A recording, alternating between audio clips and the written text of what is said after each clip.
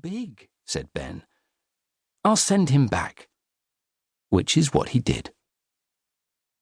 A few days passed when suddenly they heard the sound of Sam's lorry again. "Hooray," thought Ben. "Sam is bringing something else from the zoo." Soon Sam appeared, pushing a very tall green crate into the garden. It was taller than the elephant's crate, and there was an animal's head poking out at the top. "From the zoo for you, Ben," said Sam, waving goodbye as he went back to his lorry. At first, Ben and Sally didn't notice the tall animal, but when they looked up, they saw that it was a giraffe. "He's very tall," said Ben to Sally. She nodded, and then the giraffe looked down, stretched his neck over the top of the crate, and said, "Giraffes are tall, just look at me. We're not small, as you can see." Yes, thought Ben, much too tall to be a pet. He'd get a sore neck looking up at the giraffe all the time. "What will you do?" asked Sally. "Well," said Ben, "he's too tall. I'll send him back." Which is what he did. A few days later, Ben and Sally were in the garden when they heard Sam's lorry and knew he was bringing another animal from the zoo. This time he pushed into the garden a bright red crate and told Ben and Sally to be very careful. He said very careful in a serious way that made them feel a bit frightened. He left the crate on the grass and waved goodbye. Ben wondered why Sam had said to be careful. Then he saw the word danger painted on the crate and really did feel frightened.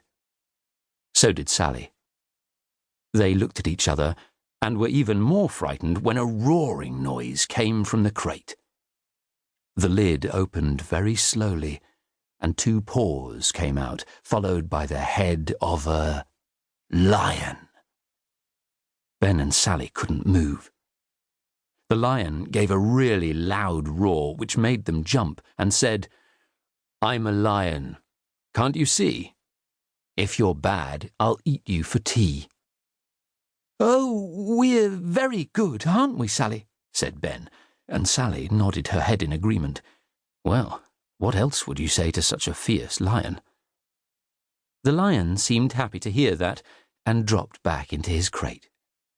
Ben saw this and quickly closed the lid so the lion couldn't jump out.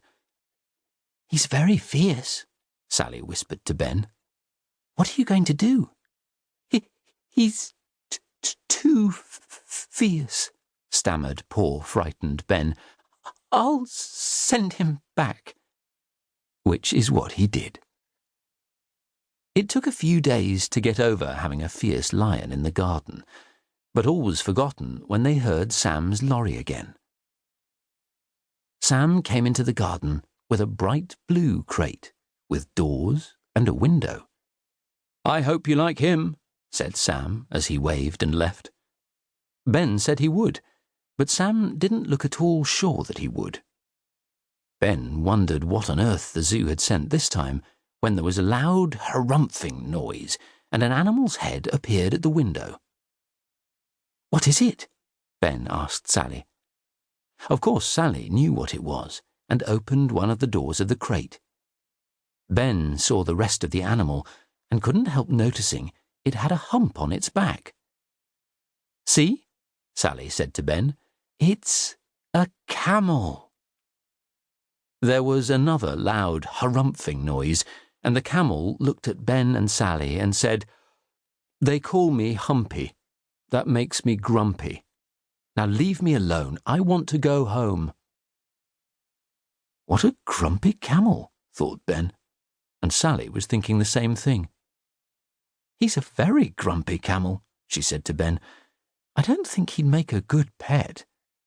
What will you do, Ben?" "He's too grumpy," said Ben. "I'll send him back." Which is what he did. About a week later, they had another visit from Sam bringing another animal to Ben from the zoo.